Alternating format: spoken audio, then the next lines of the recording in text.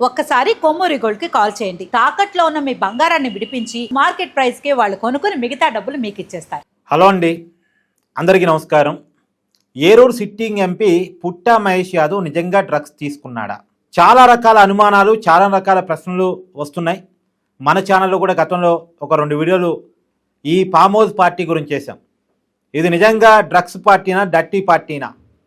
నిజంగా ఒక MP drugs తీసుకొని ఉంటే మాత్రం మనం తీవ్రంగా ఖండించాల్సిందే. దాంట్లో భిన్నాభిప్రాయం ఏమీ లేదు. ఒక ప్రజాప్రతినిధి డ్రగ్స్ తీసుకోవటం అన్నది ఏమాత్రం కూడా క్షమించడానికి కుదరని నేరం. కాకపోతే పుట్టా మహేష్ యాదవ్ అనుచరులు, ఆయన్ని కలిసి వచ్చిన వాళ్ళు చాలా క్లియర్గా పకడ్బందీగా చెప్తున్న ఒక మాట ఏంటంటే, అసలు పుట్టా మహేష్ గారి దగ్గర బ్లడ్ టెస్టే తీసుకోలేదు. బ్లడ్ టెస్టే తీసుకోకుండా బ్లడ్ టెస్ట్లో పాజిటివ్ వచ్చిందని ఆ రోజు ఎస్పీ గిరిధర్ గారు మీడియాకి ఎలా చెప్పారు? మనకున్న ప్రత్యేక అంటే ఎంపీ గారు డ్రగ్స్ తీసుకున్నారని ఎప్పుడు తెలిసింది? ఆదివారం ఉదయం అంటే శనివారం రాత్రి పార్టీ జరిగింది. 9 గంటల ప్రాంతంలో పోలీసులు రైడ్ చేశారు. అదే ఆ రోజు జరిగిన పార్టీ గురించి ఆదివారం ఉదయం ఎస్పీ గిరిధర్ గారు, ఈగల్ టీమ్ ఎస్పీ, ఆయన మీడియాతో మాట్లాడారు. ఆయన మాట్లాడుతూ చెప్పిన అంశాల వల్ల మీడియాకు క్లారిటీ వచ్చింది. ఆ రోజు గిరిధర్ గారు చెప్పింది ఏంటి అంటే, మేము ముందుగా ఫామ్ హౌస్ పార్టీ మీద రైడ్స్ చేశాం, మా మీద కాల్పులు జరిపారు. కాల్పులు జరిపినటువంటి వ్యక్తిని మేము తర్వాత అదుపులో తీసుకున్నాం. ఆయన ఢిల్లీకి సంబంధించిన ఒక రియల్ ఎస్టేట్ వ్యాపారి. ఈ విషయాలన్నీ చెప్తూనే అక్కడ ఉన్నటువంటి 11 మందికి కూడా డ్రగ్స్ టెస్టులు నిర్వహించాం. అక్కడ మాకు కొకైన్ కనపడింది. ఆ 11 మందిలో ముందుగా 5గురికి పాజిటివ్ వచ్చింది. తర్వాత ఈగల్ చట్టం ప్రకారం మేము వాళ్ళందరినీ కూడా ఎర్రగడ్డ హాస్పిటల్ తీసుకెళ్ళాం బ్లడ్ టెస్టులు నిర్వహించడం కోసం. బ్లడ్ టెస్టులు చేస్తే ఎంపీ గారికి అంతకుముందు నెగిటివ్ వచ్చింది, కానీ తర్వాత బ్లడ్ టెస్టులో మాత్రం పాజిటివ్ వచ్చింది.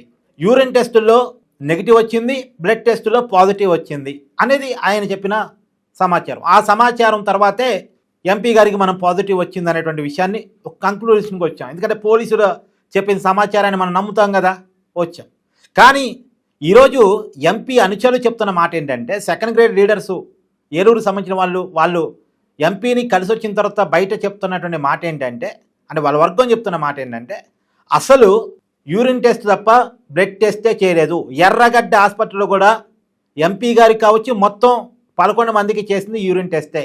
ఎలాగైతే ఫామ్ హౌస్లో పోలీసులు యూరిన్ టెస్ట్ చేశారో అలాగే ఎర్రగడ్డ హాస్పిటల్లో కూడా యూరిన్ టెస్టే చేశారు.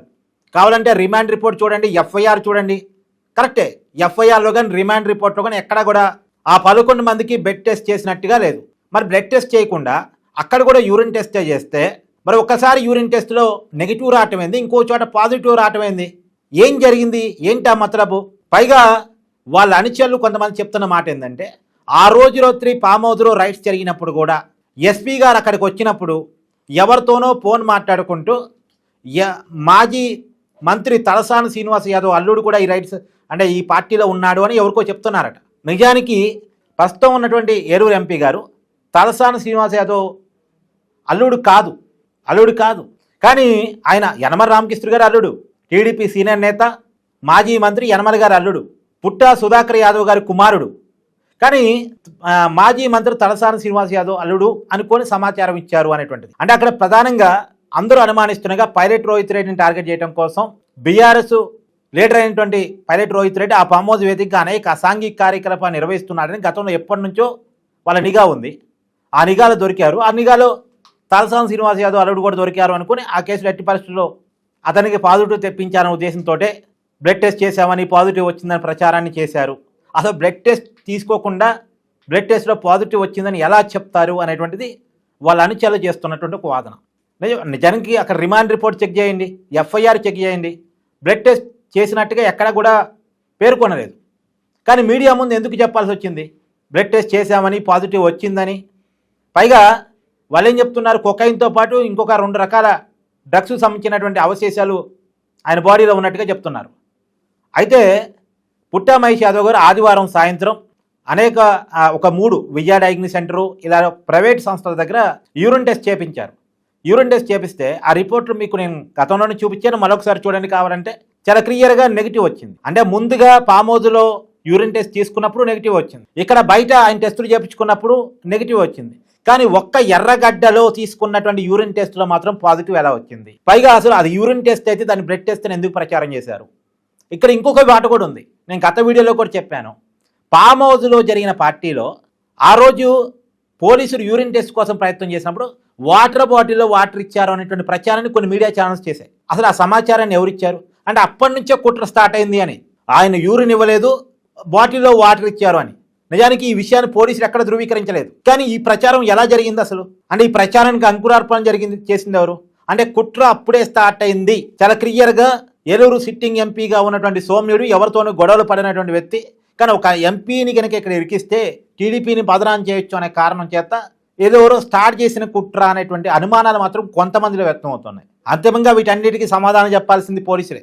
ఇప్పుడు దీన్ని స్పెషల్ ఇన్వెస్టిగేషన్ టీం ఎంక్వైరీ చేస్తూ ఉంది. సుధీర్ బాబు గారు ఈ కేసును ఎంక్వైరీ చేస్తూ ఉన్నారు. అంతిమంగా ఈ కేసులో సమాధానాలు రావాల్సినటువంటి అంశాలు చాలా ఉన్నాయి. క్వశ్చన్ నెంబర్ 1, ఫామ్ హౌస్లో యూరిన్ టెస్ట్ చేసేటప్పుడు ఎంపీ గారు యూరిన్ ఇచ్చారు. నిజానికి మాకు పోలీసుల ముందే యూరిన్ తీసుకుంటారు. మనం బాత్రూమ్ అంటే మనం సొంతంగా బ్లడ్ టెస్ట్ యూరిన్ టెస్ట్ చేసేటప్పుడు ఏంటంటే మనం బాత్రూమ్ పోయి యూరిన్ తీసిస్తాం. కానీ ఇక్కడ అలా కాదు, పోలీసులు కళ్ళ ముందే యూరిన్ ఇవ్వమంటారు. మరి అలాంటిది ఎలా వాటర్ బాటిల్లో వాటర్ ఇస్తారు? Question number 1. క్వశ్చన్ నెంబర్ 2, అసలు వాటర్ బాటిల్లో వాటర్ ఇచ్చారు అనే ప్రచారానికి ఉన్న కారణం ఏంటి? దాని వెనకాల ఉన్నది ఎవరు? ఆ ప్రచారాన్ని క్రియేట్ చేసింది ఎవరు? క్వశ్చన్ నెంబర్ 3, అసలు బ్లడ్ టెస్టులే చేయకుండా బ్లడ్ టెస్టులు చేశామని చెప్పటానికి ఉన్న కారణాలు ఏంటి? అందులోనూ ఒక పోలీస్ అధికారి, ఒక ఐపీఎస్ అధికారి, ఎస్పీ అంటే ఐపీఎస్ అధికారి, ఆ స్థాయి ఉన్న అధికారి బ్లడ్ టెస్టులు చేశామని చెప్పటానికి ఉన్న కారణాలు ఏంటి? వీటన్నిటికి కూడా సమాధానం రావాల్సి ఉంది. ఈ అనుమానాలన్నీ కూడా మరి ఇక సిట్టు సమాధానం చెప్పిద్దా లేదా రాబోయే కాలంలో చూద్దాం. మీ అభిప్రాయాన్ని కూడా కామెంట్ చేయండి. Thank you.